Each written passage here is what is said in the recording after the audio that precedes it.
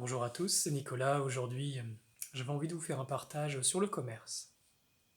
Ça, c'est un sujet très intéressant, notamment dans le monde de la spiritualité. Alors aujourd'hui, j'avais envie de vous partager mon point de vue, qui n'est, je ne répète, que mon point de vue, et là où j'en suis et ce que je comprends actuellement. Alors, pour moi, comment dire, il y a des choses qui ne se monnaient pas. Qui ne se monnaient pas du tout. Pourquoi? Parce que c'est quelque chose qui ne peut rentrer dans un cadre d'un échange. Il y a également des choses qui, elles, sont comme un service, et là, ce n'est pas que c'est monnayable, mais disons que c'est échangeable. Que ce soit contre une énergie argent, que ce soit contre autre chose.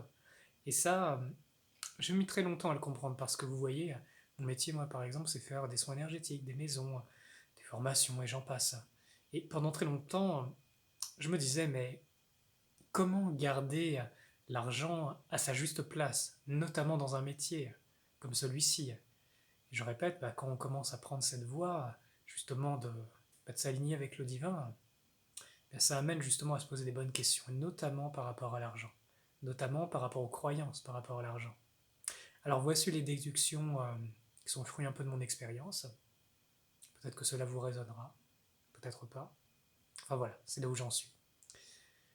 Alors, la première chose, c'est que, notamment, on va prendre dans le cas d'un soin énergétique, eh bien, l'investissement de la personne est important. Pendant très longtemps, je faisais très gratuitement, parce que comment dire, je suis parti du principe que c'était le don de Dieu et que ça ne pouvait pas être monnayé.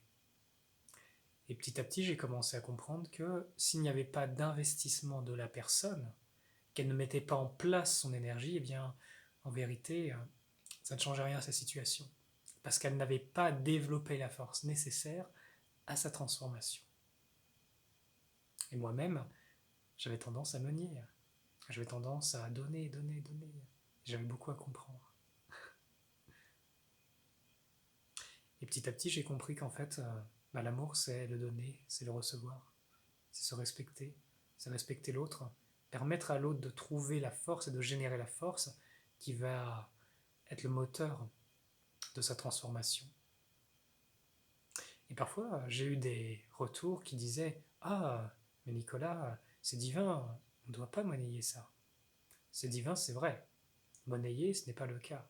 Il s'agit de faire appel à un savoir-faire, à une expérience, à quelqu'un qui est expérimenté dans son art.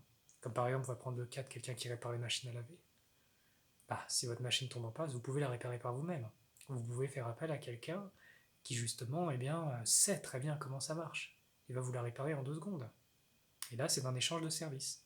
Vous voyez, c'est pareil pour les soins énergétiques. C'est pareil pour l'expertise dans cet art. Même si dans cet art, il y a une partie qui ne peut être monnayée, qui est la révélation du principe divin. Mettre les êtres dans leur force, leur, leur faire en sorte qu'ils soient autonomes. Ça peut faire partie du soin, mais ce n'est pas ça qui est monnayé. C'est le savoir-faire, c'est l'expérience. C'est ce à quoi le divin vous a amené à pouvoir rendre ce service. Et le divin ne se monnaie pas.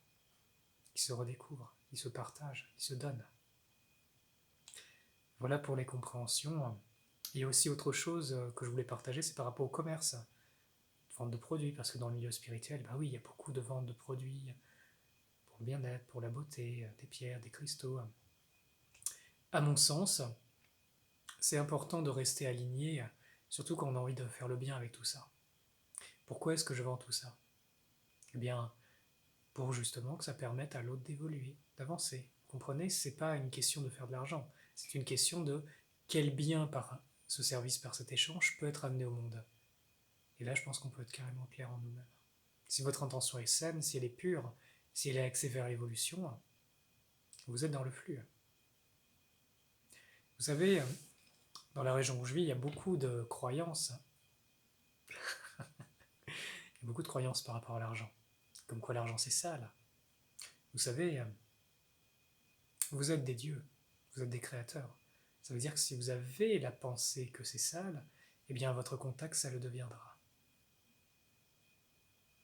Ça le deviendra. Vous vous rendez compte?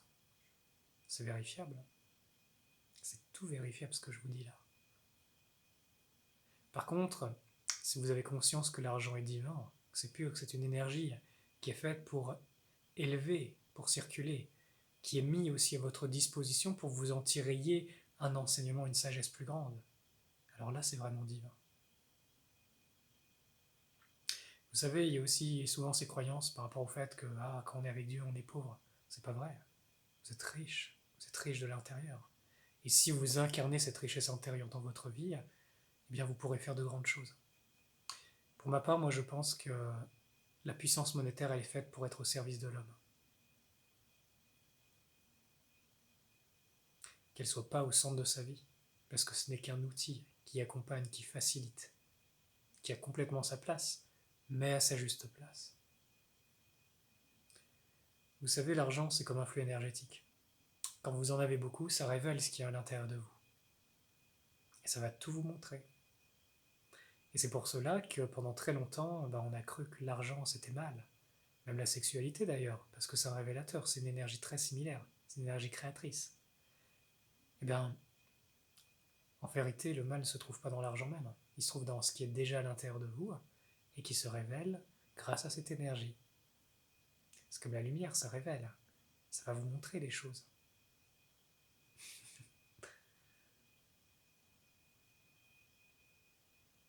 Vous savez, plus vous vous réconciliez avec la matière, plus les choses elles arrivent, plus c'est simple. Mais comprenez bien que Dieu vit au cœur de la matière aussi. En chaque cellule, en chaque atome, en chaque nombre caché derrière les atomes, derrière les particules subatomiques. Et il devient actif et opérant quand vous en prenez conscience. Et là, beaucoup de choses sont possibles. Voilà pour cette vidéo sur le commerce. Je vous rappelle que c'est que mon point de vue, que j'ai beaucoup à apprendre.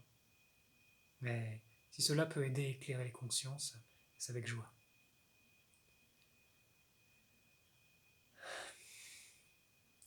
Que la lumière soit avec vous, pour toujours.